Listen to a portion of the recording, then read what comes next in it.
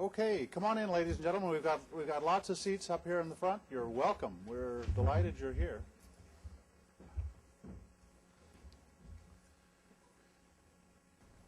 But people got very quiet very quick, which tells me they're interested in what our two speakers are going to be discussing today. Welcome. We're delighted that you're here. My name is John Hamry. I'm the president here at CSIS. This is a continuation of a program series that we've been sponsoring under our Smart Power umbrella. And if I could just say a word, we've had a great debate in this country about how we've been exercising our tools of engagement in the world. And many people have felt that we've put far too much emphasis on military power, hard power, and that what we needed to do is to recover the full spectrum of capabilities and tools that the United States has in its toolbox as it interacts with the rest of the world. And so we put that under the umbrella of smart power. How does America become a wise and sophisticated internationalist again? And there's no element of that that's more important, I would argue, than our trade policy. If you think about how we Americans touch the rest of the world, there's probably nothing that's larger, than this one question, our economic interaction in the world. And we live in a world that is where the barriers of interaction have been dropping so dramatically. And of course that has unhinged a lot of people. A fair number of people, especially in the United States, are anxious about the future, and they're anxious about the future really around this question. And it's a major element in this upcoming presidential debate. How does a mature and sophisticated and developed society cope with the emergence of 1 billion people on the international job market and still manage to keep our sense of well-being as well as to seek general progress in the globe? And that's the challenge before us. We've got two remarkable individuals who are going to lead us through a discussion today on trade policy. Carla Hills, of course, was the U.S. trade representative, but has had such an important life in public policy in Washington over the years, and I'm very, very proud to say that she's a trustee here at CSIS and has been quite outspoken in trying to lead the United States to a wiser and more sophisticated approach to trade policy. And it's hard. We're in an era when there's a lot of skepticism, and she's been truly courageous in trying to foster the sensible, balanced debate that we need to have. Grant Aldonis, who is the sole shareholder here at CSIS, and has been doing pioneering work as well on reformulating the way we think about trade policy. And both of them are going to Grant is really going to be interviewing Carla, but I suspect it's going to be a dialogue, and a rich dialogue between the two. So let me turn to them. Grant, I think you're going to say a few words of introduction, and let me turn it to you and Carla to take it from there. So, Grant, please. Thank you all for coming. Well, thank you, John. Actually, I'm not going to give a few words of introduction. Carla doesn't need any. Probably the only thing to say is that just a mention about my admiration for Carla. There are a few people that I've worked with, whether it's on trade policy or economic policy generally, that have a broader reach in their thinking about the way the system works, and that are capable of thinking both about the theory and the fundamental values that ought to drive the process, as well as the practical politics and how the push and shove within an administration or between an administration and the Hill makes a difference in shaping those policies. And so we've got a real opportunity, I think, to hear what Carla has to say at a moment where I know from my own perspective is, I think, critical from the point of view of not only our trade policy but our engagement in the world around us.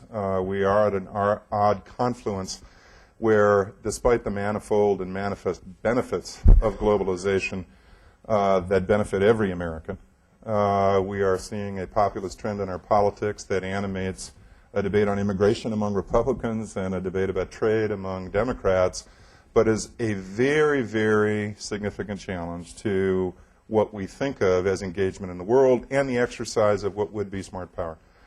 So with that brief introduction, I just want to turn it over to Carla for a few minutes. We'll engage in a little bit of a conversation, but recognizing lots of faces and lots of expertise in the room, we relatively quickly want to open this up for a dialogue really with the group. And, if nobody responds, I know most of you by name, and I'll be calling on you. I think is the best way to put it. So, Carla, please. Thank you, Grant. Well, after all those accolades from John and Grant, we're bound to be disappointed. But let me say how pleased I am to be with you and talk about trade. I think as Grant's alluded to, the elections of 2008 really mark a turning point in the bipartisan consensus favoring the free flow of goods, services, people, capital that has guided our nation since World War II. During the primaries, the leading Democratic contenders for president attacked free trade and pledged to vote against the bilateral agreements with Korea and Colombia that the current administration has negotiated on the grounds that trade agreements hurt U.S. workers. Globalization and trade are blamed for stagnant wages, loss of jobs, decline of the dollar, China's rise, and growing economic inequality in our country. And it's hard to believe, especially for me, that it was just over a decade ago that the United States, led by a Democratic administration, was celebrating the passage of the North American Free Trade Agreement, pledging with 33 other democratically elected governments in the Western Hemisphere to negotiate a free trade area for the Americas, and endorsing an agreement reached by the 21 economies of the Asia-Pacific region to liberalize trade throughout that region. Now, sadly, an increasing number of our elected representatives have embraced what Robert Samuelson has called a new mercantilism, which he defines as a policy intended to advance one country's economic and political interests at other countries' expense. And mercantilism stands in stark contrast to David Ricardo's theory of comparative advantage, which argues that all countries benefit when markets are kept open and each country sells what it best produces. And that is the theory that has guided our trade policy, which has been bipartisan for more than 6 decades. Now, let me be clear. I'm not suggesting that those seeking elective office have come suddenly to an epiphany, causing them to reject 60 years of bipartisan consensus favoring open markets. They've simply read the polls. And in March of 2007, a Wall Street Journal NBC poll, 54% of Democratic voters asked said that free trade agreements hurt the United States, compared to 21% who said that they helped. And in a similar poll conducted this past December, a majority of Republicans polled agreed with the statement that free trade had been bad for the United States. So the question is, why has the American public turned sour on trade? And I believe there are 2 basic reasons. One is misinformation, and the second is anxiety that John Hamre alluded to. First, Americans are misinformed about how open markets contribute to our nation's growth and our national security. Few Americans know that their prosperity has been enhanced. I would say very few know that the opening of global markets over the past 60 years has made our nation richer by $1 trillion per year, which means that the average American family has $9,000 per year additional wealth, or that the future gains from opening markets could generate another $500 billion, benefiting American households by some $4,500 per year, or that jobs connected with trade pay 13 to 18% more than jobs in the overall economy, or that agricultural tariffs are 5 times higher than tariffs on manufactured goods, which prevent poor countries from making their way out of poverty, since poor countries typically have very large rural populations. Or that tariffs are significantly higher on the products that poor countries produce, like glassware, footwear, textiles, and apparel, than on upscale products that rich countries produce. And with the result that last year Bangladesh paid us $120 million more in tariffs on $3 billion of exports than France did on $37 billion. Or that large Muslim societies like Bangladesh, Indonesia, and Pakistan, each of which have 100 million people living below the international poverty line, face these high trade restrictions that limit their opportunities for growth. Or that reducing global poverty is not simply a humanitarian measure for generous Americans, but directly contributes to our nation's security, because impoverished nations do not enforce their laws or secure their borders, and it makes it difficult for us to fight international crime, narcotics trafficking, disease pandemics, and so much more. So I believe that a new administration should make it a priority to educate Americans about these facts and so many more. And it should reach out for help from business, think tanks, universities, and yes, the media. Take business.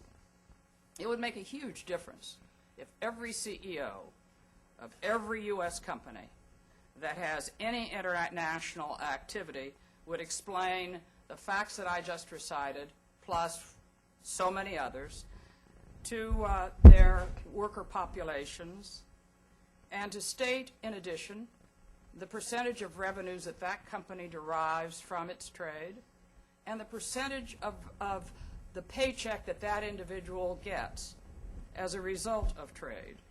And they could spread this message by putting posters on the walls, the big company, internal TV networks, websites, meetings in cafeterias, and notices with the W-2 and in the pay envelopes. But I must admit that while educating Americans about why open trade is necessary, it will not be sufficient to turn the tide. A new administration will also need to counter the anxiety that is growing and that many Americans feel about their economic futures.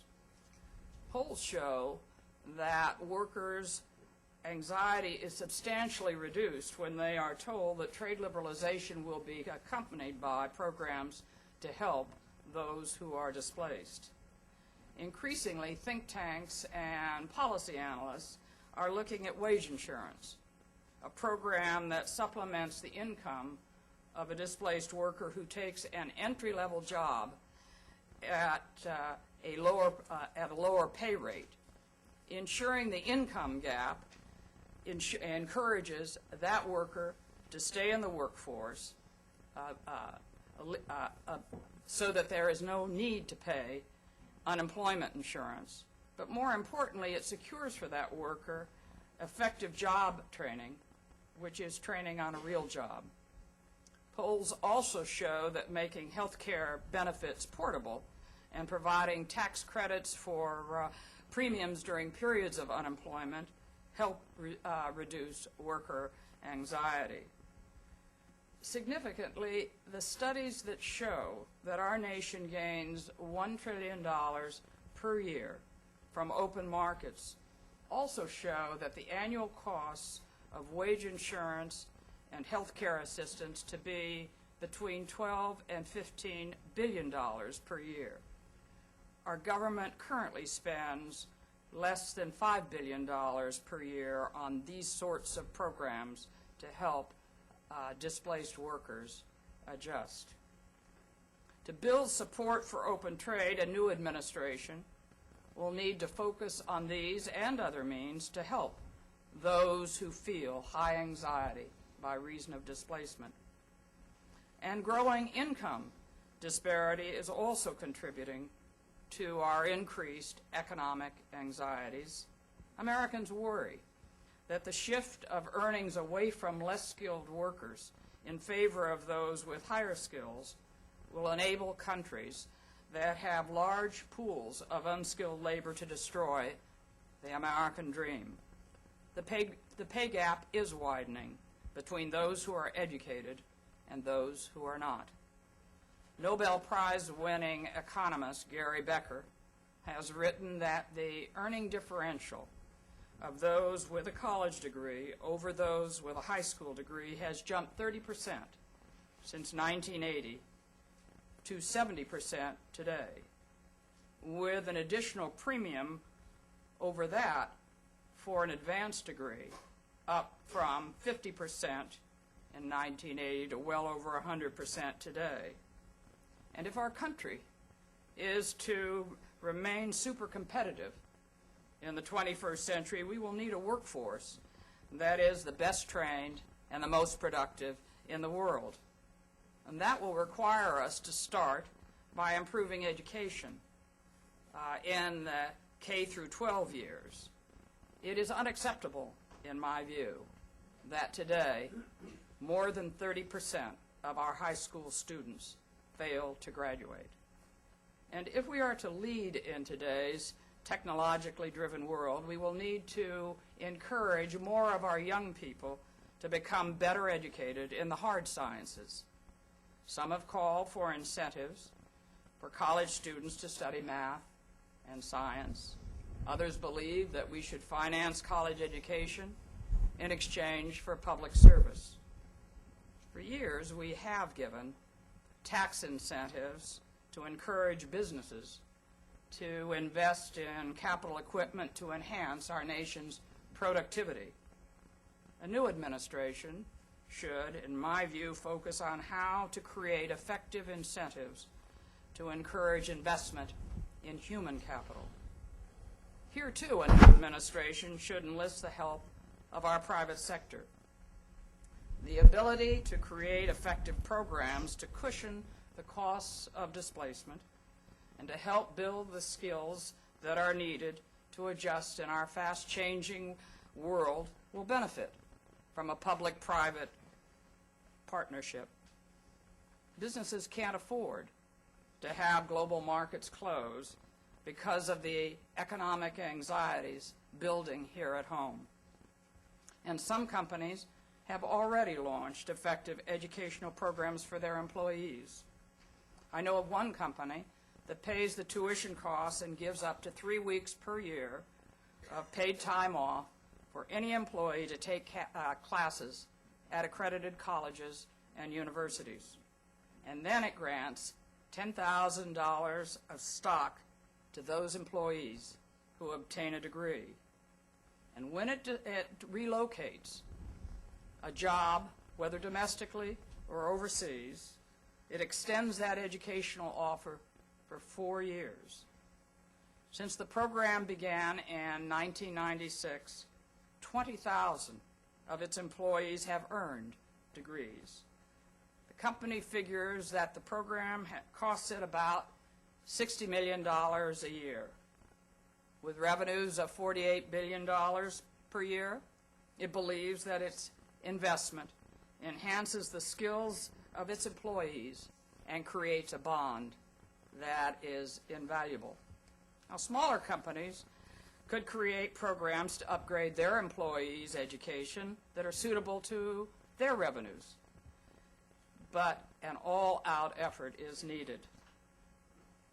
Let me say in conclusion that I believe a newly elected president should recall Norman Cousins' statement that history is a vast warning system. There are some eerie similarities between the circumstances that existed last century with those that exist today. Remember, from 1860 to 1914, we enjoyed a remarkable period of global growth that was cut off by World War I. This earlier period was characterized by relatively open trade, limited capital regulation, tremendous technological innovation with the introduction of the radio, telephone, and internal combustion engine, and a robust global economy where America was its largest contributor. After World War I, we failed to muster the political will to reopen the global economy.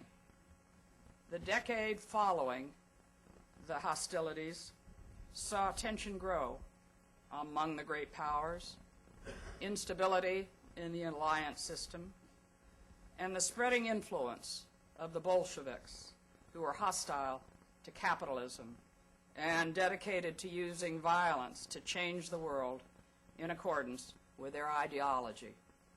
In 1927 and 1928, America's labor markets weakened. Candidate Herbert Hoover pledged in the 1928 presidential campaign to help farmers by raising tariffs on agricultural goods. Anxiety soared with the 1929 banking crisis, and on June 17, 1930, Congress sent to the President the Smoot-Hawley Act, raising tariffs to record highs on 20,000 imported goods. President Hoover said he disapproved of the bill. He wanted to limit its scope, but he declined to veto it. Notwithstanding, 1,008 economists signed a petition urging him to veto. Before the ink was dry, our trading partners began a retaliation that brought the global economy and our own to a standstill. And within a decade, the peace was again destroyed. Today, by comparison, we have enjoyed 6 decades of remarkable growth and truly remarkable technological achievement. Tensions are increasing as the world seeks to adjust to the rise of China and India. Alliances in the Security Council and at NATO have weakened. Al-Qaeda and similar terrorist groups hostile to Western values seek through violence to change the world according to their ideology. Our financial institutions are under considerable stress because of the mortgage crisis, and high energy prices and the credit squeeze have led to increasing layoffs. Against that backdrop, candidates for public office are claiming that open trade is costing our nation millions of jobs and are pledging to vote against trade agreements already negotiated by our government and to pull out of others. Restrictive legislation has been introduced in the 110th Congress, ranging from penalizing outsourcing to curtailing Chinese imports. And we have a farm bill that has increased subsidies in the face of record commodity prices. Efforts to limit foreign competition risk repeating the policy mistakes that have cost us so dearly in the past. And failure to integrate poorer nations into the global trading system will not only limit our own future economic opportunities, but will alienate the excluded populations, encouraging them to side with those who would do us harm. A new administration should reach out to lead the world, to lower trade barriers, to create new economic opportunity for all nations, including our own. And to do that will require our public and private sectors to work hard to rebuild a domestic constituency that understands just what is at stake and to take the steps necessary to ensure that our nation can and will compete in the 21st century. Thank you.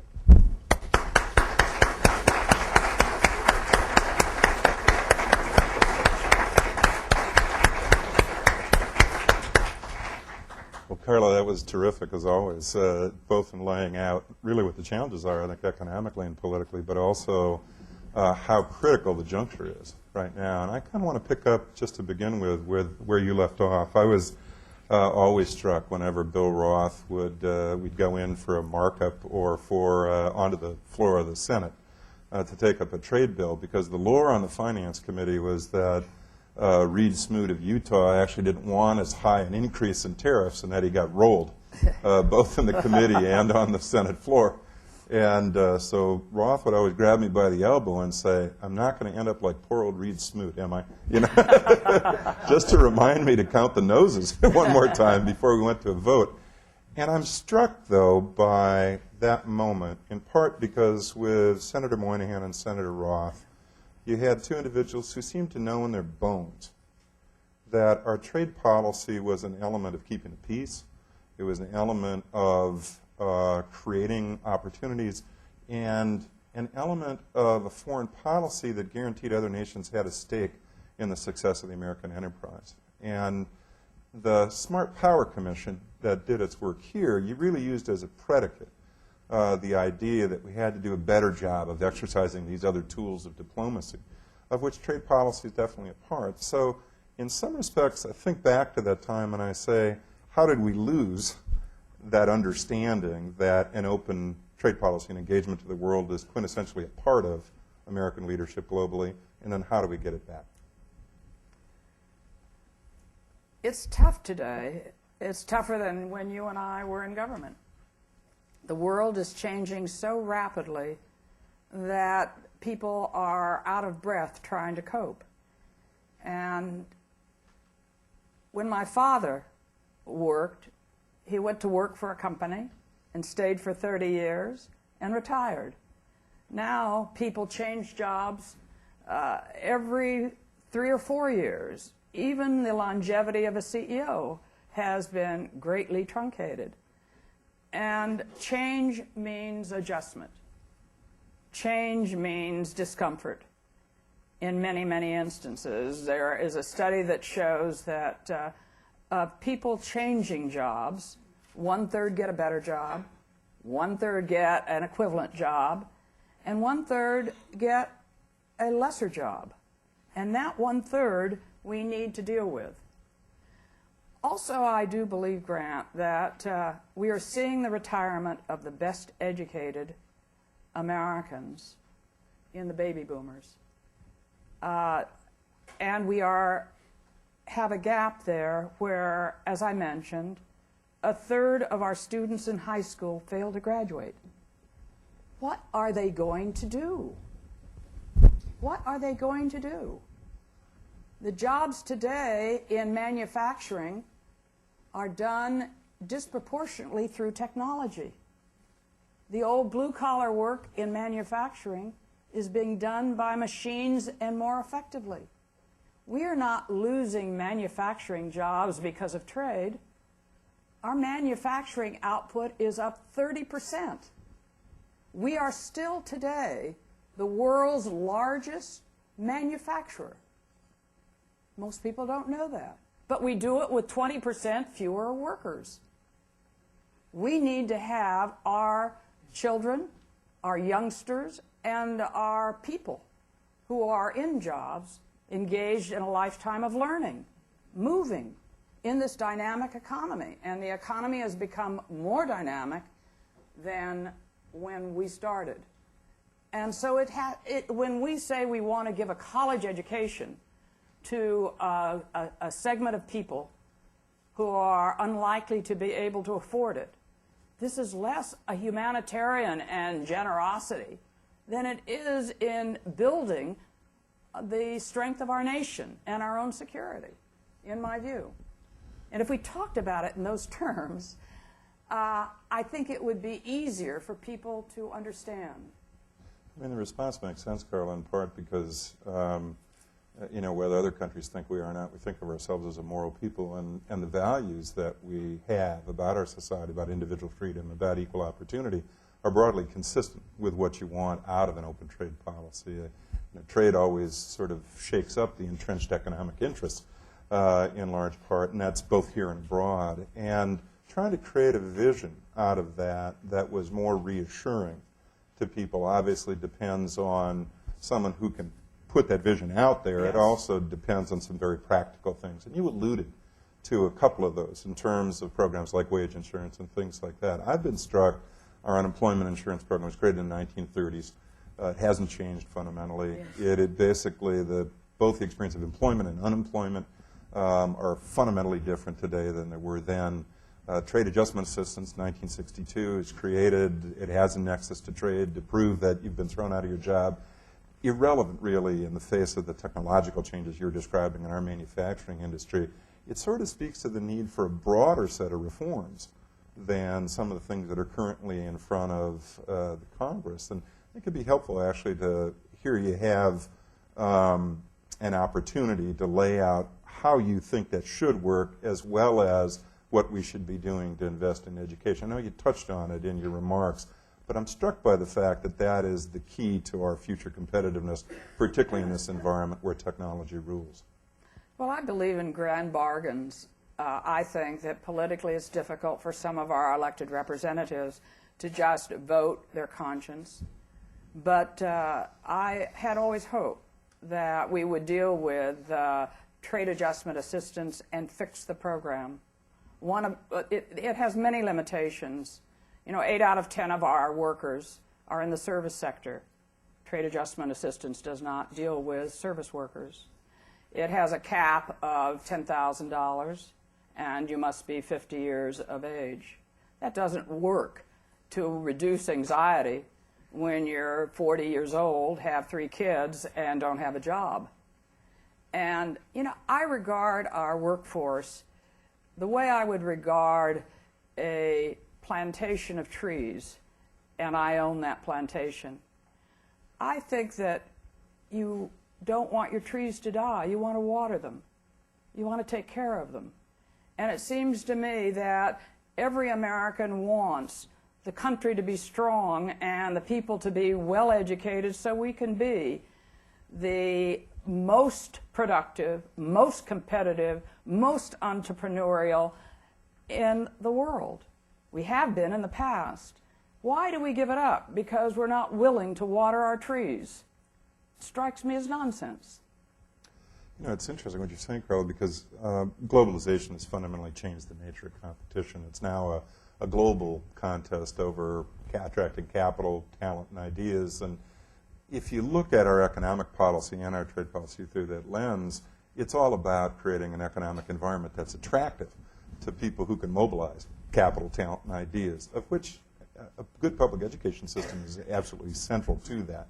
And yet, there doesn't seem to be, in the currents of our political debate right now, any attempt to draw a nexus between the two. There seems to be an interest, whether it's among Republicans to put a Hispanic face on immigration and say that's the problem, or whether it's a Democratic instinct to put a Chinese face on trade and say that's the problem, rather than looking to those things that would make us attractive as an investment vehicle and as an investment platform.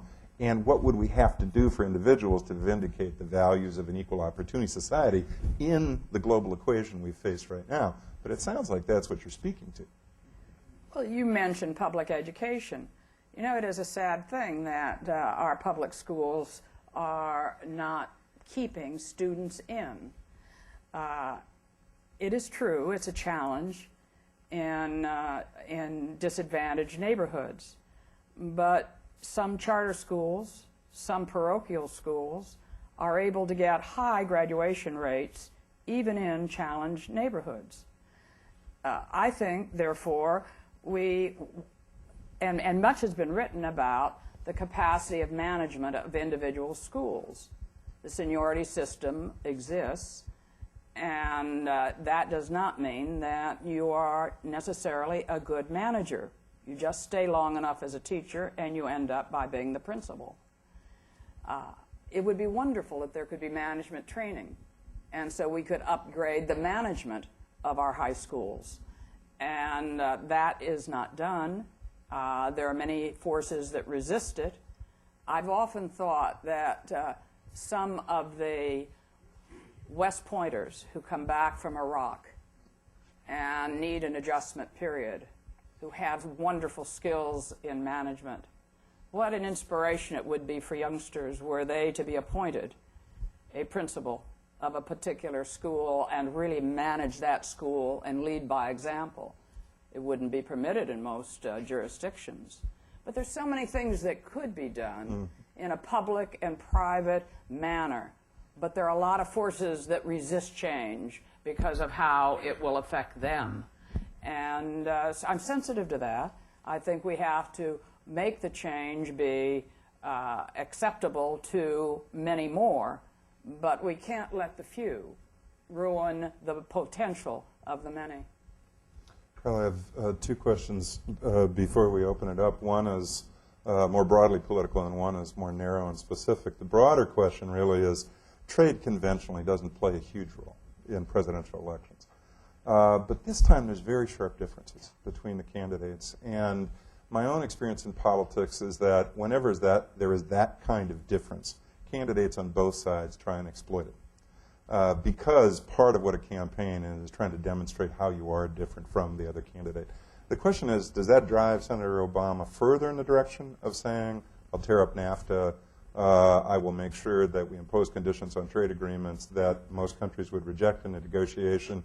Does that leave him with less room if he's elected in the face of a Democratic majority? Conversely, with John McCain, does that lead him in the direction of trying to drive home many of these points, but then will face a broader Democratic majority if elected? So in that equation, what do you expect out of the political debate between now and Election Day, and then what do you expect out of either candidate once they're elected president in terms of the political situation they'll face? You're correct that this is the first time that we've had trade in play as a divisive issue, because for 60 years we've had a bipartisan agreement that trade benefits our country. And trade, like never before, is a huge component of diplomacy. It is the most valuable component of diplomacy. I could not draw a line between foreign policy and economics at all. I do think that the debate will focus on trade. It may be that both sides want to reach the independence in the middle, that they will come more to the center.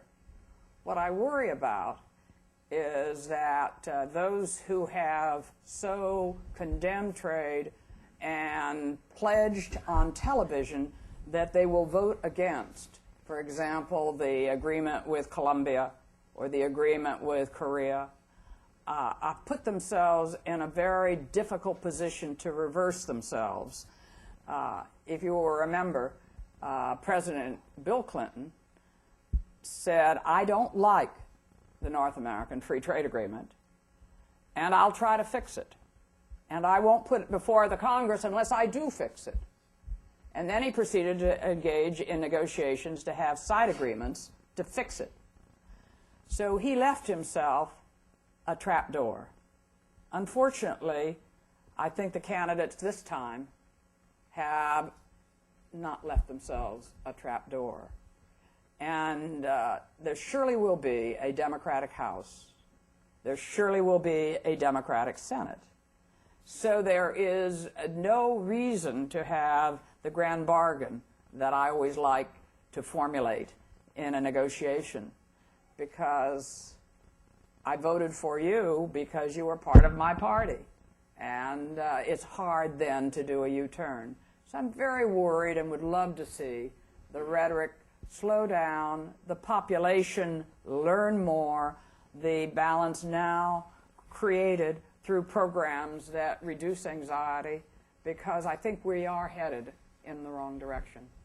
And Carla, maybe in the general questions we can come back to that in terms of how do you shape this debate between now and November in a way that reinforces that more positive message. But the specific question I had is actually one I know you've had to grapple with, which relates to fast track. I mean, we have a constitution where Congress is given the exclusive power to lay tariffs and regulate foreign commerce.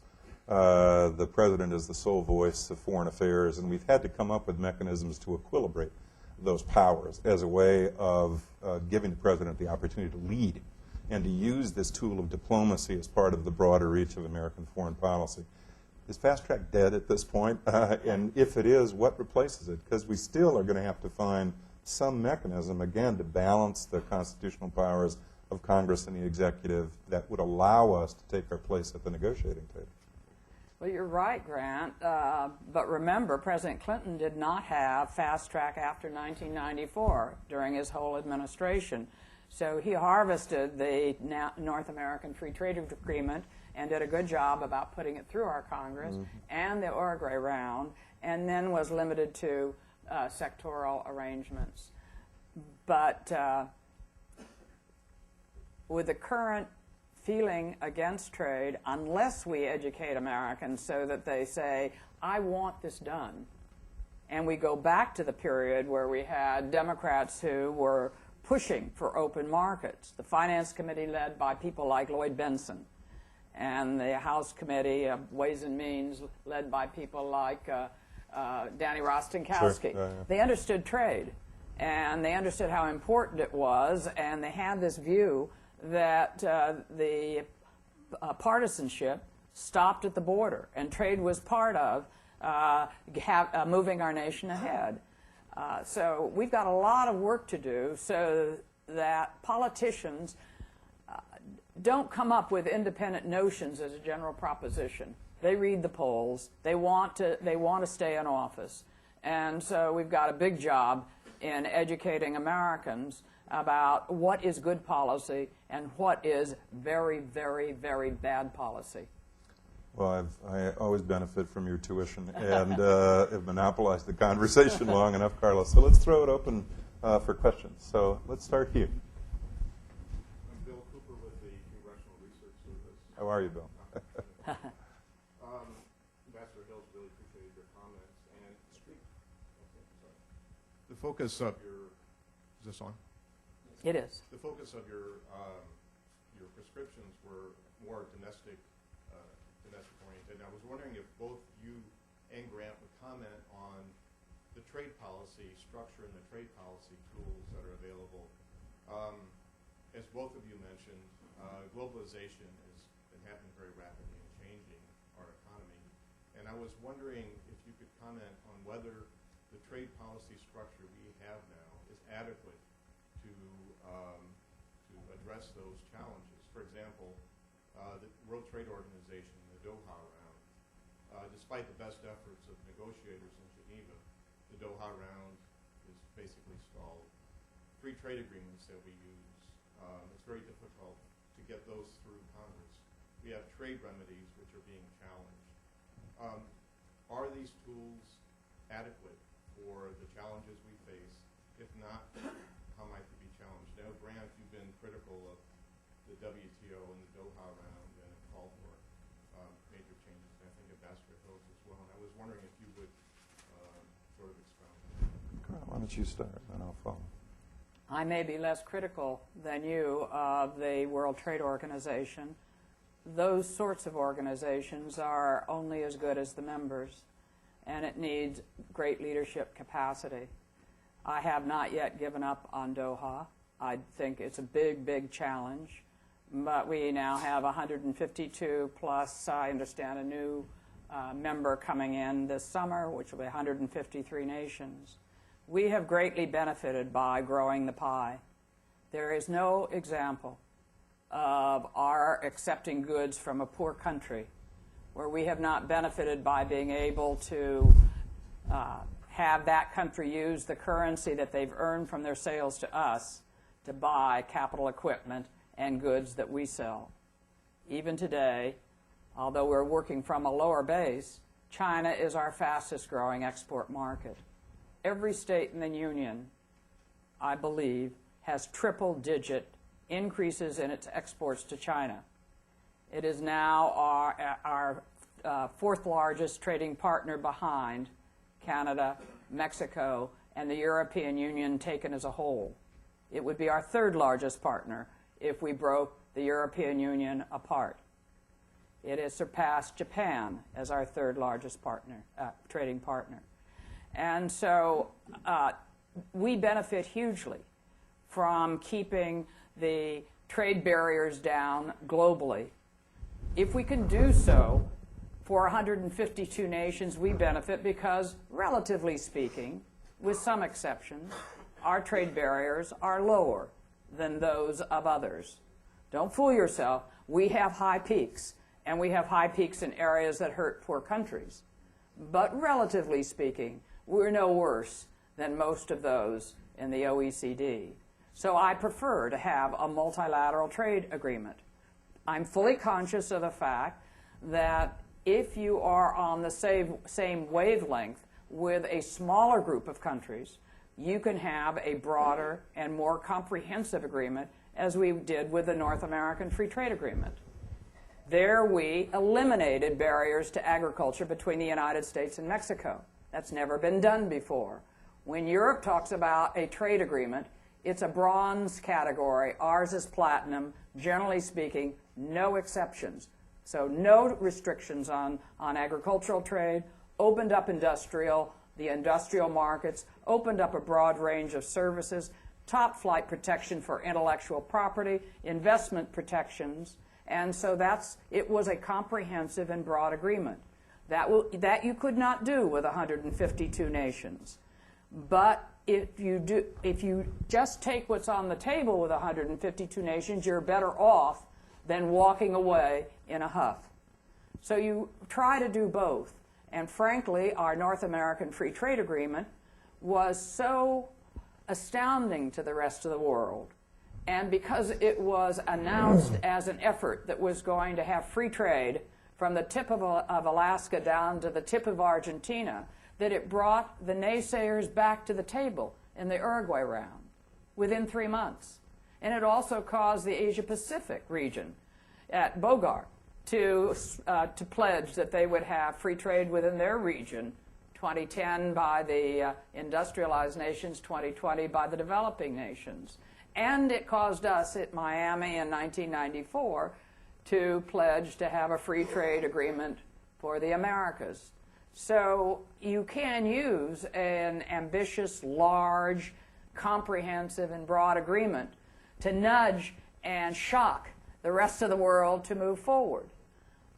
So I'm not prepared to give up either and make it all or nothing on either side. I think you need a broad strategy to deal with the circumstances that exist. And the circumstances that exist today is we have many fringe players at the global trading system that are very, very poor. About half the world is in poverty. We've got to change that for our security and for our economic prosperity. That means we should use multiple tools.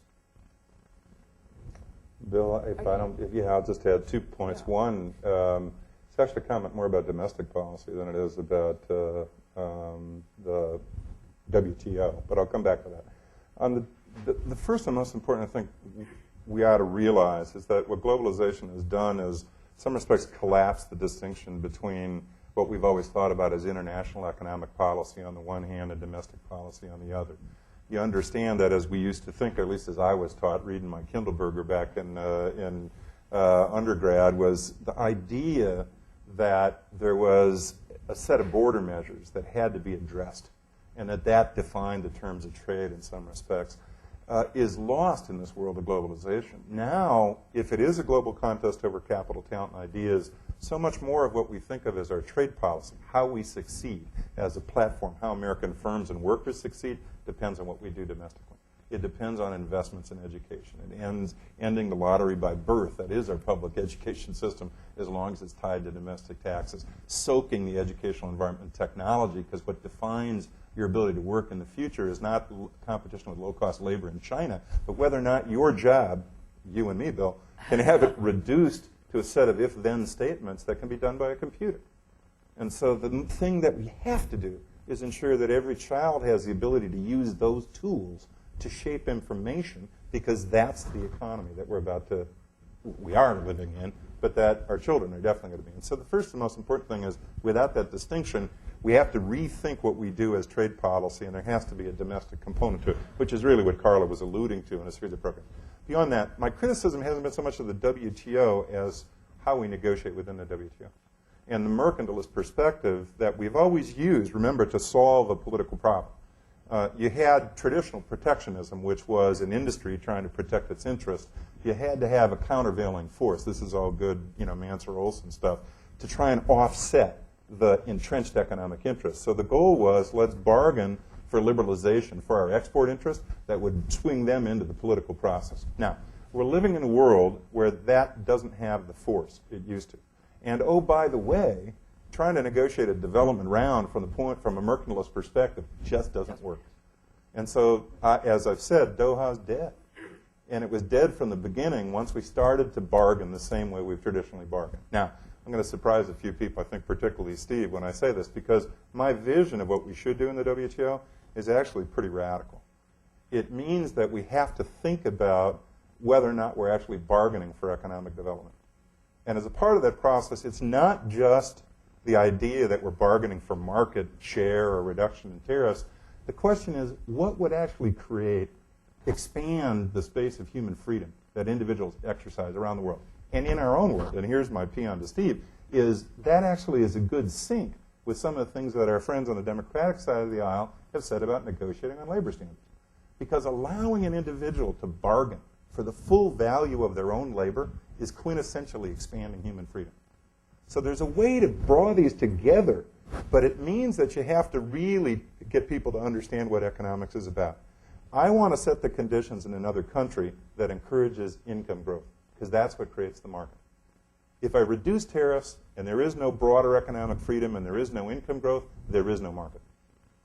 So if I'm just knocking down Brazil's tariffs and they still don't give property rights to the people in the favelas and a mortgage market that allows them to turn that into capital so they can put a roof over their heads and get their kids through college, I'm not helping build a market for FMC, a chemical producer in Philadelphia.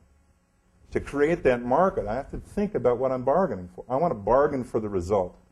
And ultimately, that comes down to how you expand human freedom.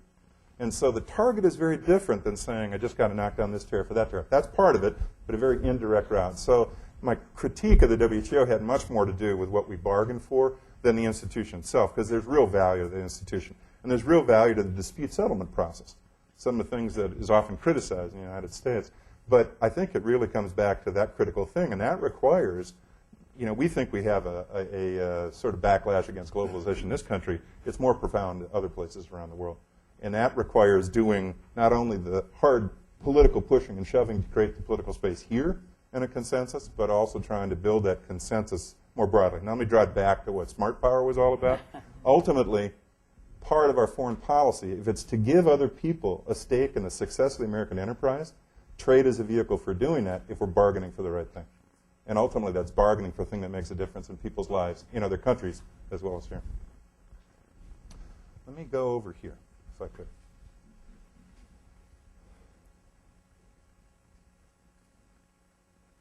Thank you very much. Bethany Lurch from OSD Policy. And first and foremost, thank you for taking the time to speak with us this morning.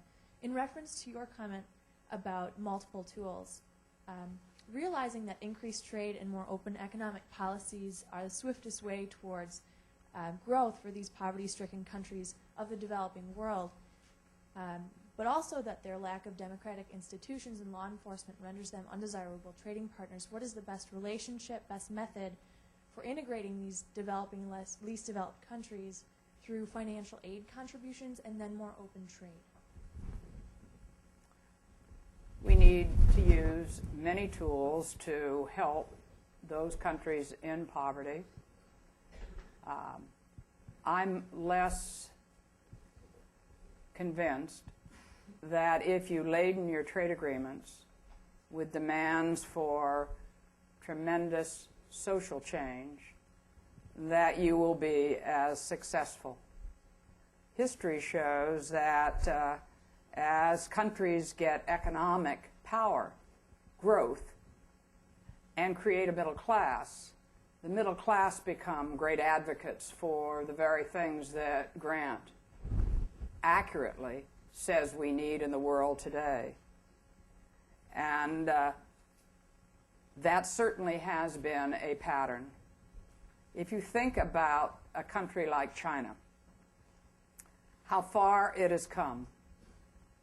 if we had said to China in 2001, when it wanted to enter the World Trade Organization, you're going to have to do the following social things before we'll let you in, we might have had a different outcome.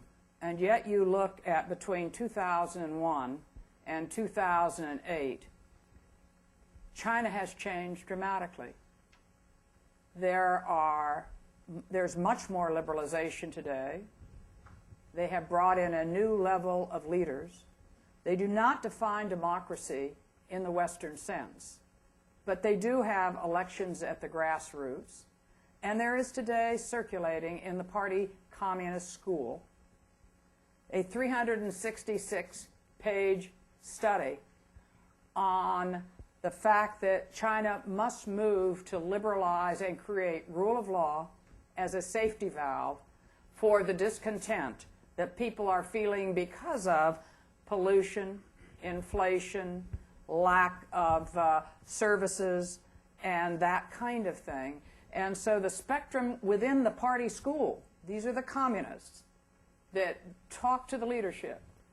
They have a group of what we might call liberals who are debating within themselves of how fast to move in what period of time. And I think that that fact, if you look around the world, particularly in Asia, that countries have moved a long distance by creating a middle class. And when we go into a country and show our values, our commercial prowess, and the private sector helps move the process along. I could point to Mexico, where there was a one-party rule for 70 years. And the trade agreement with Mexico in 1993 was a sort of an umbrella that caused the middle class and entrepreneurs to begin to challenge the government. And today we have a functioning democracy, elections that are maybe too robust. And so I think that we don't want to lose the tool of trade openings that create economic growth and laden it too heavily with social demands for which a country at that moment cannot absorb, is not ready. And to this very day, leaders like Lee Kuan Yew will say, feed your people first, and we'll deal with these other issues later. And most people in Singapore are pretty happy, except those getting caned for chewing gum. I was going to say, Carla, it's a little bit like what the elder Mayor Daley said in Chicago, which is if you're going to take the people's money, put it in the streets where they can see it.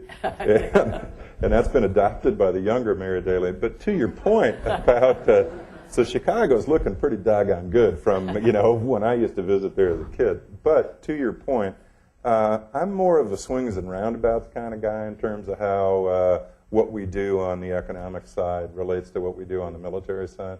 When we talk about smart power, you can either try and address the problems that create a haven for an awful lot of bad things, narcotics trafficking, weapons of mass destruction, all the things that are the new challenges we face in a security environment at the outset, or you can pay for it later, and you're going to have to use the front end of a spear to solve the problem. Now, as a part of that, what we should remember, and I think one of the lessons having served in the Bush administration, is that you can't deliver democracy at the end of a barrel of a gun. It has to be something that's demanded from within a society. And in that context, trade is relevant. And the way it's relevant is that people need the economic wherewithal to grab their political rights, to demand their political freedom. It shouldn't be lost on us that the Magna Carta wasn't something that King John granted to the nobles. It's something they took from King John, right? And so until you really have given people the economic power, their economic freedom, it's very hard for them to exercise their political rights. It's one of the reasons why I think in our concept of human rights, dating back to many years ago in law school when I did work for Amnesty International, the reality was I felt our idea about human rights was far too narrow. In fact, by focusing on political rights exclusively, you really lost that part of the equation, which was some very simple things. How does a peasant protect their home from the depredation or the predation of their own government? How do they ensure the enforceability of contracts? If they come up with an idea, how can they exploit it commercially to create a business and employ other people? Well, those are some pretty fundamental human rights at the end of the day, because it's the basic human act of exchange that you're trying to protect that allows people to specialize, from which we get productivity gains and all good things flow economically. So at the end of the day, you can either pay for it on the front end by doing the right thing with your trade policy, or you can pay for it on the back end at the end of the spear. And Grant, Yeah. when we talk about trade, we're not just selling oranges. We're talking about open markets for investment. And our companies that have invested abroad have brought their values and have given the jobs, so they're helping to create a middle class, just like we get 6 million jobs from the foreign investment that comes into our country. And indeed, those jobs, on average, pay more than jobs in our overall economy. So that the multinationals that move about bring their values and create the middle class that clamors for these changes that we applaud. Carla, at one point I was in Xiamen. We were there at the request of the Chinese, basically to beat up on their company. It's about intellectual property. They wanted to use us as the stalking horse, or the weapon in some respects in the fight intellectual property. We're in a cab and we're driving down the coast, and they have these beautiful causeways that go out into the ocean. And at that point, you're as close to Taiwan as you can get.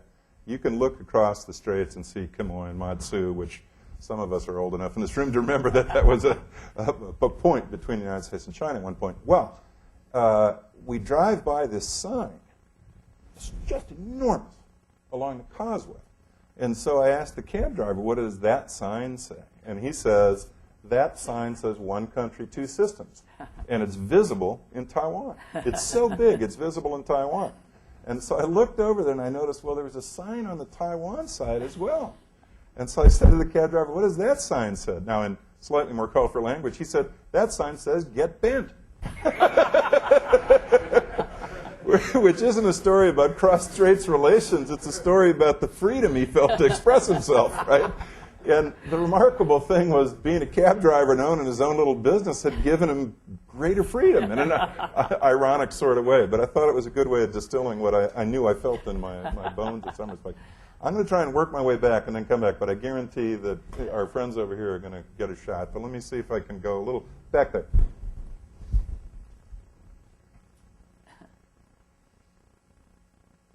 Chris Watley with the Council of State Governments. I agree that domestic policy reform is, a key to easing some of the anxiety out there in the public, but at the same time, trade policy itself has kind of expanded into domestic policy. And, challenges to gambling laws and environmental regulations, certainly among the state government leaders I work with, are a source of anxiety. And I'm wondering if you think that there is any kind of federal government institutional change that needs to take place to be able to have a better dialogue on domestic policy issues. USTR has 200 people who are overworked in one small building, and it's like school teachers. Exactly. So what does the federal government need to do to better confront that challenge, easing the anxiety that things like the Antigua-Barbuda case causes at the state and local level, but also just dealing with this need to have a better dialogue on this domestic policy, foreign trade kind of linkage? When we negotiated in the Uruguay round, we had not only a dialogue with state and local governments, we had permanent committees to advise USTR on their concerns. The World Trade Organization has no jurisdiction to change federal law. What the World Trade Organization says is you will commit not to discriminate and to give national treatment. And we have rules that follow those lines. If at any time the federal government says we do not wish to participate, we're not going to listen to the WTO, we can take the withdrawal of concessions that other nations have given us on that issue. And for the most part, up to now, we have not been willing to do that. When little Costa Rica wins a case against the United States over cotton socks, we don't walk away from little Costa Rica, because we believe that the system has served us well over time, so we abide by the panel ruling in the WTO. And of course, this is a system that we help to build. But it is a misconception to suggest that we therefore have given away our sovereignty. Not at all. This is an association of members, and we don't have to agree with any panel. The only thing they can do is exactly what they could do if we didn't have the World Trade Organization, and that is perhaps even a little less, because if we were not a member of the World Trade Organization, we would be governed by the law of the jungle, and their nations could probably do a lot more by way of punitive activity when we did something they didn't like, because at least the panels say, not only have you violated a commitment that you've made, but this is the amount of damage you've caused by violating it, and so the penalty fits the violation or the alleged violation. But to your point about state preferences on particular regulation, I think communication with the government as to our needs, so that when the negotiations take place, we have that clearly in mind. You're right, USTR is small, 200 people, and it doesn't have an expert in any particular sector, nor does it have a sheriff to enforce. What it relies upon are those interests to come in and say, this is the problem.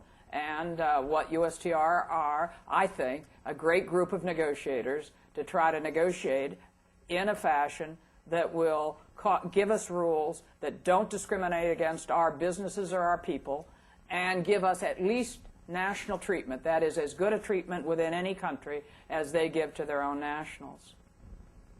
If I could just say a word about mechanics. In my question to Carla about what we need to do to recreate some way of equilibrating the political powers between Congress and the executive, has to grapple with this issue. Mm-hmm. And while there are institutionally things that require, or that USTR has created to have this conversation, it's not something Congress has actually mandated. It's not something where Congress has said, oh, by the way, have you checked with the states? Which I think actually makes a lot of sense, to be honest with you, because of the federalist system that we live in, and because we don't pay enough attention to the value of that in terms of building a political consensus. So I think there's a real value to reaching out to the states, both the legislatures and the governors' associations, to have that conversation, because you really want to go to the table with the strongest possible hand as the negotiator.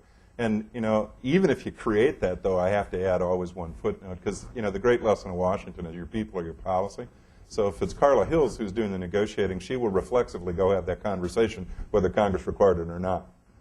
You got to have people that have that sensibility in the job as negotiators, so that what they're always thinking about is, have I done the things necessary to give me the strongest hand when I'm at the negotiating table, including sitting down with the governors and the state legislatures when there are important issues in our federalist system that are at stake when you sit down at the table. I think the last thing about these things like the Barbuda case, you know, we always used to think that getting more lawyers involved in negotiations was a good idea, and that the dispute settlement process was a good thing and all that kind of stuff. What these cases do, which decide issues that were never imagined by the negotiators, is impose a different discipline on negotiators now. So that going forward, you have to be thinking about this issue at the table. No USTR negotiator should be in a position where they are talking about these issues, like a services agreement which has a broad catch-all provision, without thinking, hey, wait a minute, I need to be mindful about how this is going to be interpreted by the appellate body, and I doggone well have better thought about the implications for federalism in the states as a part of that process. But that's something that has to be required from the negotiator's perspective, so that they've got that instinct when they're at the table and they're alive to the problems it will cause unless they get it right at the end of the day. I mean, I promised I'd get back over here. Yeah. Peter Whitney, Duke University. How would you get trade adjustment assistance through? Who would qualify for it? That's always been the difficult issue. How do you identify people that have been hurt by trade? I mean, who gets the assistance? That's always seemed to me to be the stumbling block. And the second thing, I totally agree with you on public education, but is there any real hope for major change given the strength of the teachers' union? Thank you. Well, I don't mean to pass on that, Carla, but I'll let you take the first shot. Trade adjustment assistance has to be formulated into law. I gave you a couple of the limitations that don't make any sense in today's economy. The exclusion of services workers, I would include them. Also, if you have, you can only get trade adjustment assistance if you've been adversely affected on trade as a result of a free trade agreement. I think trade adjustment assistance, if it were to be effective to reduce anxiety I would go for wage insurance that would keep the worker in the workforce. That is a component, but a limited component. $50,000, 50 years of age, and $10,000 gap. Let me just give you an example. Assume you have a steel worker who gets a pink slip and was making $80,000. He's in a state and he gets a job at an entry level. So he's no better. He's 45 years old, making $80,000. And he's an energetic guy. He's clocked in every day. He's a great worker. He finds a job with a computer company. But he's no better than the 23-year-old. In fact, he may be technologically less effective than the 23-year-old. And he's an entry level, and they're going to pay him $40,000 to start. They're glad to have him because he's demonstrated a good work record. He's got a $40,000 gap.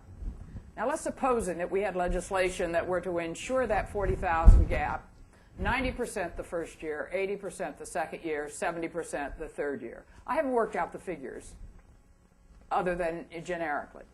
By the third year, he's no longer an entry-level worker. He's 3 years older, and he probably has skipped a couple of groups because he has experience, and experience is education. And he has gotten the training. He is now in the computer sector. He never was unemployed. We didn't pay unemployment insurance, and he's got the best training that we could have given him. Instead of sending him off to a community college, which I bless, but he is now computer effective. I think that's a good program. He doesn't resent trade. He has now moved up the ladder. He has a good job and a better future. I think that makes a lot of sense. Now, how to structure that, it will require legislators to come together and not ask for too much but not give too little. And frankly, the bill trade adjustment assistance today is so limited it doesn't fit today's economy when it excludes service workers who are 8 out of 10 of our workers. You have a follow-up. Does he have to prove that he lost the job because of trade? Today he does. I would extend this, as I say, I'm a great plantation owner. I would water every tree. I got to get you to quit using the word plantation, though, Carla. That's just got the wrong historical connotation. You're a good timberland owner. That's it. You're an investor in a timberland REIT. I want to strengthen every single person so that they stand tall and are well-educated in today's society. If 30% of our kids don't graduate from high school, where are they going to go? Probably to prison. This is not good for the country. Forget the anxiety factor that limits our trade, that creates the growth and maintains our security. This doesn't work. Yeah, I'd go, just to put a couple of little mechanics beneath the broad point that Carla was making. You get rid of those requirements altogether. You combine unemployment insurance, trade adjustment assistance, and the Workforce Investment Act. What you do is you create a menu of options that facilitate the ability of people to get back to work. The best training takes place on the job. The best training and skills that are market relevant takes place on the job. So our goal has to be getting people back to work at the end of the day. So you want to provide that option, including, I would say, the opportunity through SBA to create their own business. If it's a 55-year-old aerospace engineer that wants to create a consulting business and sell their services at a higher price back to Boeing for the job they were previously doing, which is now happening in the aerospace industry. We should find a way to get them to do that, right? Because that's in our interest. That creates much more in the way of jobs and employment ultimately than the notion that we're just going to bring somebody back to work. So there's a menu, I think, that you'd want to do. Now, is there a price tag? Yes. And I'm in favor of paying a fairly significant price. And here's the way I would put it to most of my friends on this side of the aisle, is that number one, Carla said earlier, every year our economy benefits to the tune of $1.2 trillion because of our engagement in the global economy. There is no sum that we will pay for this sort of training exercise that is significant in the face of the gain that we will get if we continue to be engaged in the global economy. The other thing I'd say is that these are things that actually make much more sense as an economic development model because you are making investments in your workforce. And just to add one final point, the demographics we're facing, despite the debate we're having about unemployment right now, and we'll always have about unemployment, the reality is we are becoming labor scarce, and we are capital rich. And in that environment, we have to be making sure workers can succeed in an environment that is labor short, capital rich. That means being able to use technology.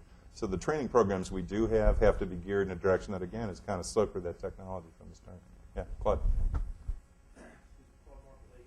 I'd like to go back to Ambassador Hill's point about what we are negotiating in terms of trade policy, and your point that you didn't think that in trade agreements you ought to write something that forces somebody to do something. That you use China as an example as opposed to telling them. But isn't that where we are? I mean, if you look now in the United States and what Republicans have accepted, they've accepted in terms of at least free trade agreements. Forget about the WTO that could come next. That we demand that our trading partners have enacted the so-called 5 core labor standards. There are 7 multilateral environmental treaties that we're in. And it seems to me that we are already into that mode, and that has changed, will change trade policy, and that is true also, it seems to me, in the WTO and the problems we're facing there. The WTO in its future will be negotiating things that we have normally mentioned up there. We have normally counted as trade as domestic policy. It goes deep into the social fabric when you get involved in GMOs or health and safety of individual nation states. And yet that is where we are. And it seems to me that if you go back to to bring this back to the United States, this is a fundamental difference between the Republican view of trade, as it's traditionally been known, and the Democratic view of trade. There's a perfectly legitimate, it seems to me, viewpoints. But the Republicans have retreated over the last decade and now have accepted as a principle that we will demand that other nations live up to certain obligations. And it's going to be a problem in the future. I won't go beyond that just in terms of flagging this as something you just can't face away from. It's going to be more with a super Democratic majority, it seems to me. Was that a question?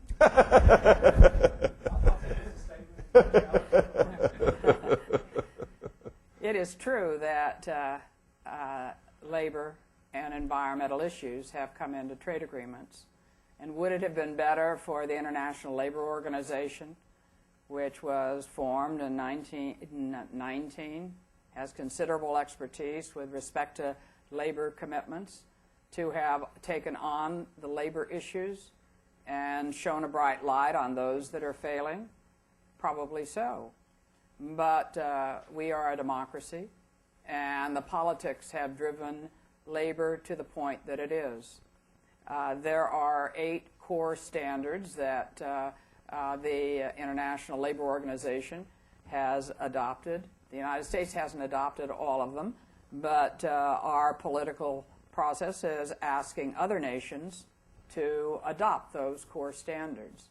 In the past, we have asked other nations to enforce their own labor laws, which on the trade agreements that we've negotiated, those labor laws have been adequate for the most part. The problem has been enforcement, not lack of legislation.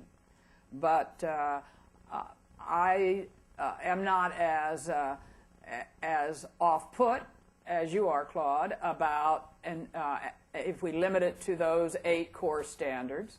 I think that that is not going to destroy the negotiations. I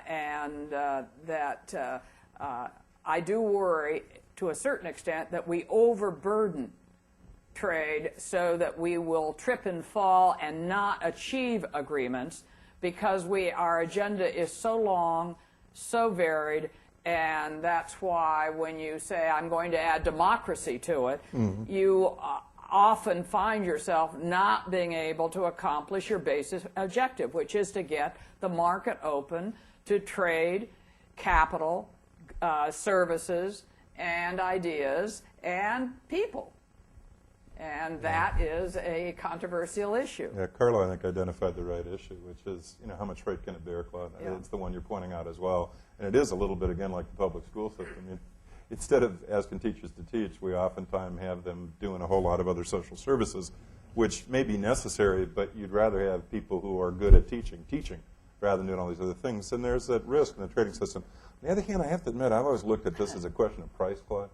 If I want higher labor standards somewhere else, what am I willing to give up? Am I willing to give up my sugar policy? Well, you and I would probably both agree that's a good thing. That there's poor black women losing their jobs on the south side of Chicago because of sugar prices in this country right now. That seems horrible. That can't be the way this was designed to work, right? But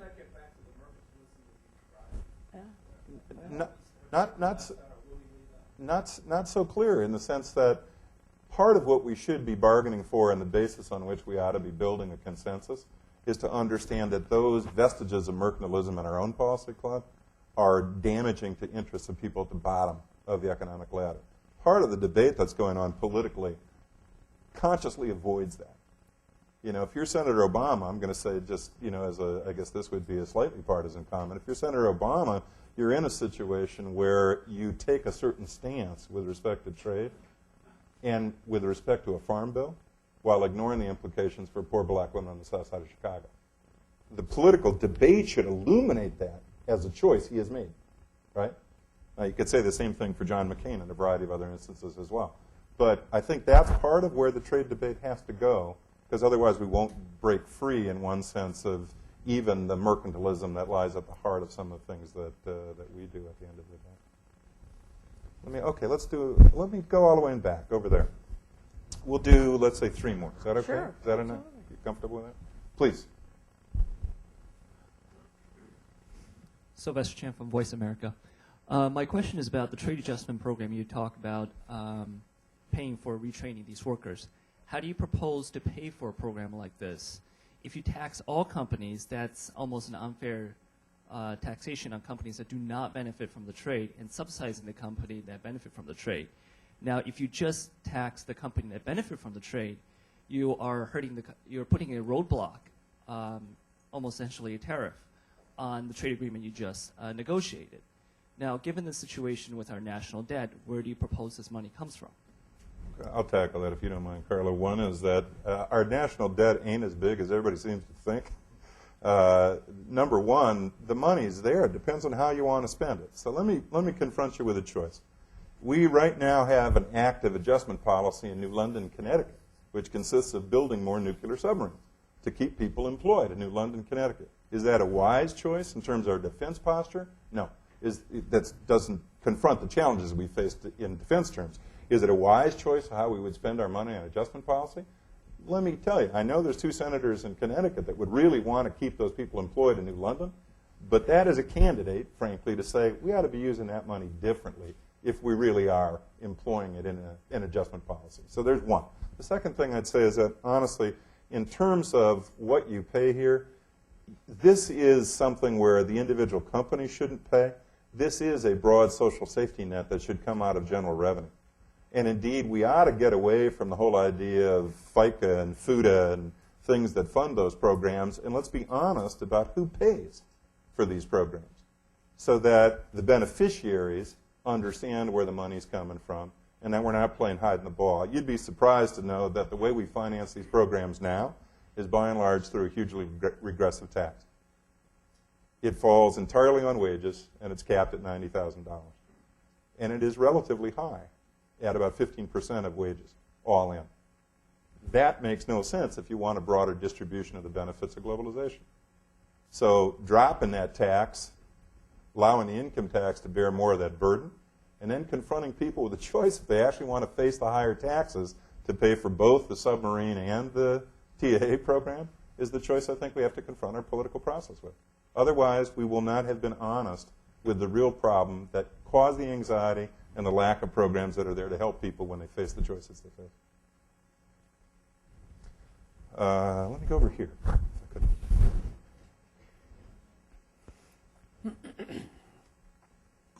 Hi, Jim Michael with DPK Consulting. I wanted to go back to the human rights set of issues. You've discussed this in an international context and in a negotiating context, but it also, it seems to me, is one of these domestic political issues that affects public attitudes about trade. And it's often presented as an issue of fairness in terms of, does the person here lose a job? Does the person who gets a job in a country that is a poor country and is exploited, benefit to a degree disproportionate to the loss to the worker in the United States?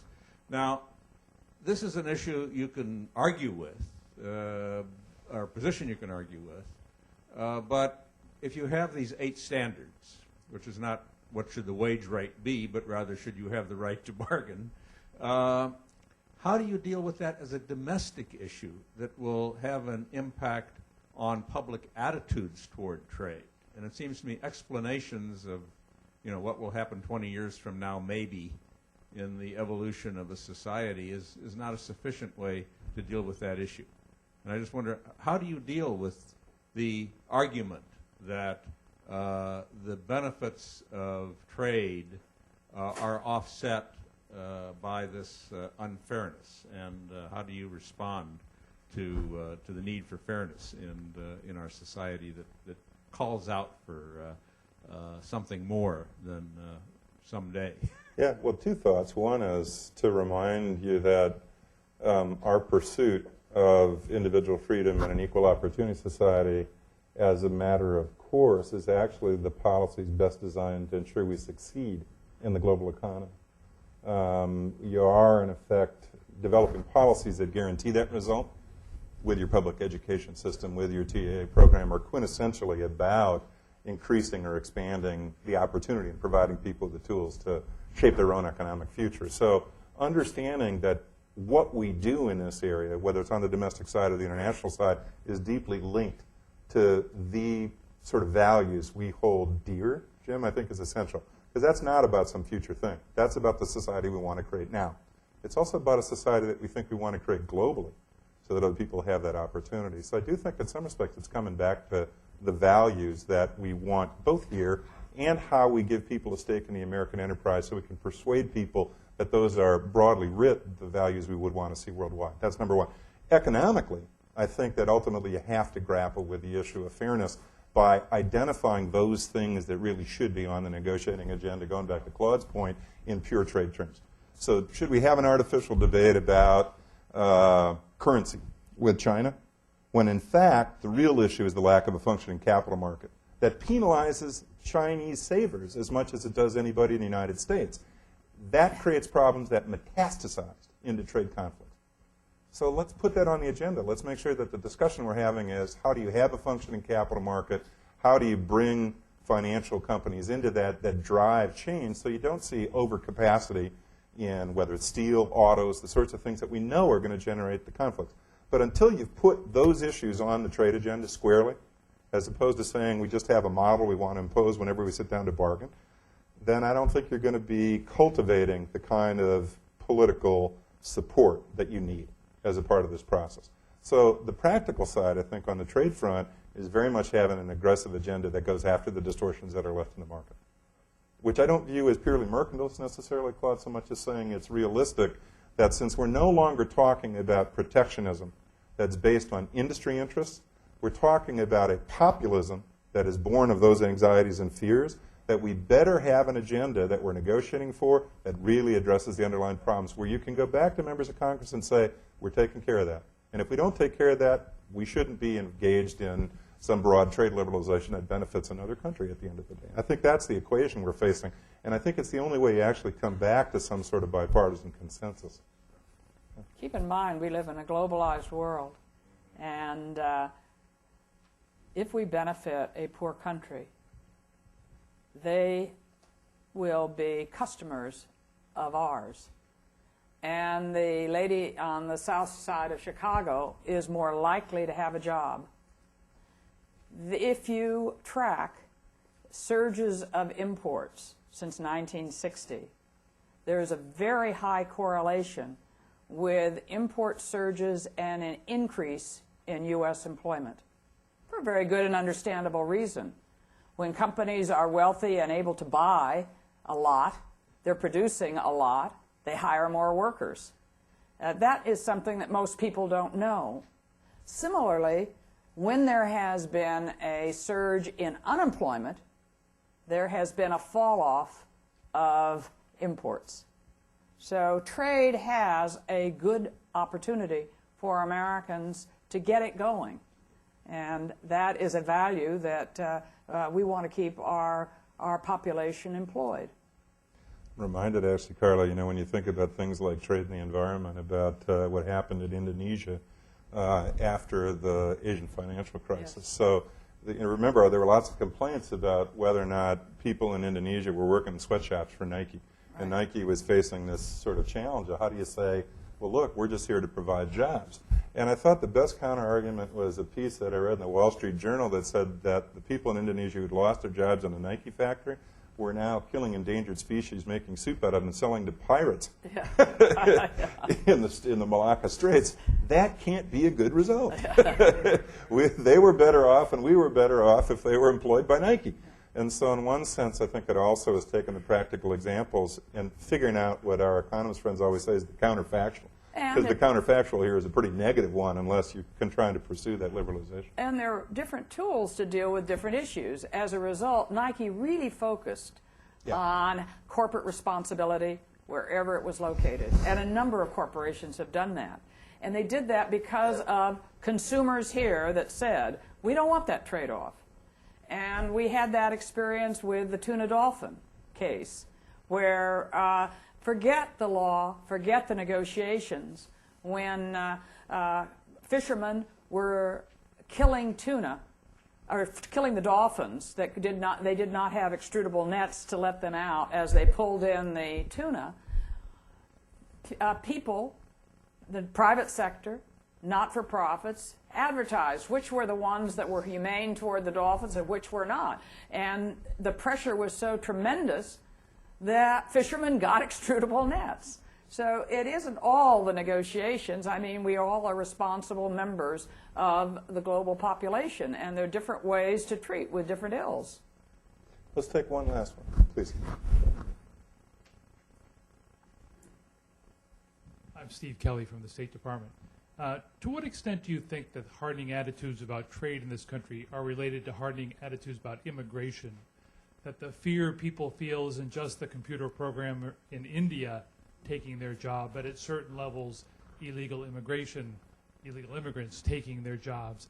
And if those two things are related, if growing fears about immigration are pronounced, is that perhaps what's broken the consensus of 60 years that trade is good? And do you have to attack the immigration problem to get towards more positive attitudes about trade? Well, I regard immigration as part of an open philosophy toward people. Before World War I, we didn't even have passports. People moved about as they saw fit. We don't do that anymore. When I practiced law in California, we had a program where the migrants could come in with a green card, pick the fruit, and they would go home because there was no restriction on coming and going so long as you had the green card. That program was stopped, and so many stayed, and so they're undocumented. Their green card has expired, and many who want to come not in search of a job. I think the statistics show that they have a job, but they want a better job. And the pay differential is so substantial, they're willing to take the hardship of the desert crossing and the legal problems. I think that we've got to deal with that. We would be horrified if countries abroad were to have some of the immigration policies that we have. We would be startled by it. And quite honestly, as we're aging, I hate to admit it, but as we are aging, we're going to need people to fill the gap. Interestingly, Mexico has a youthful population now, but it's a bell curve that's going to fall off in 2000, probably 2025. And they won't want to come because they will have labor shortage and they will be using their people to a greater extent. Seems to me that it would not be too difficult to work out a mechanism to deal with the immigrants who are here and are undocumented and treat with the problem of letting in a sufficient number so that the ebb and flow that worked so well years ago could be resumed. I think it would help our economy, and I think we need the workers. We have benefited from them in the past, but it is a highly controversial issue. And I think it certainly is on that long list of stagnant wages, insecurity of jobs that people list, not necessarily with an accurate correlation, but that it fuels their anxiety. Steve, I would say my first job in the Foreign Service was at the Consulate General in Tijuana, of all places. And half of it was pulling sailors out of jail on Saturday morning, and the other half of it was punching visas. And in those visa interviews, what I found was remarkable. Well, let me give you one example. I sit down. It was that classic thing you face as a 24-year-old Foreign Service officer where you realize that this very young Mexican man has come in and he's married to a 65-year-old U.S. woman. And even at that stage as a newlywed, I thought, this doesn't look right, you know. So I thought, okay, I did what they tell you to do in the Foreign Affairs Manual. I get them in separate rooms and ask them the color of the wallpaper in their bedroom and talk about their toothbrushes and things like that. Clear visa fraud. So I do what, again, the Foreign Affairs Manual tells you to do. I go back and say, well, you have a choice.